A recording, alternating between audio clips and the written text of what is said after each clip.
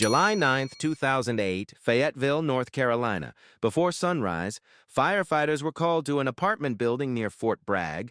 Flames were pouring from a second-floor unit, the home of 24-year-old Army nurse L.T. Holley Lynn James. When the fire was finally out, investigators made a chilling discovery.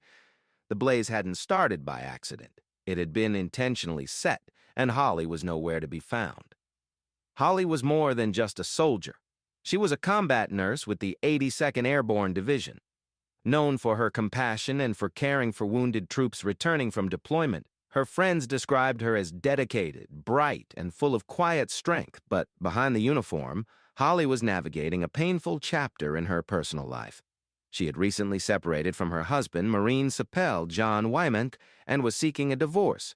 According to court filings and military reports, Holley had previously reported domestic violence and had taken steps to protect herself. When investigators realized she was missing, the case shifted instantly from arson to possible abduction. For 2 days, soldiers, police, and volunteers searched across counties. Then, on July 11th, the outcome everyone feared became reality. Holley's remains were found in a remote wooded area in Onslow County, more than 100 miles from her burned apartment. The investigation moved quickly. Evidence, witness statements, and phone records led detectives to Holley's estranged husband. He was arrested, along with another Marine from Camp Lejeune. The charges were severe: second-degree murder and conspiracy to commit arson.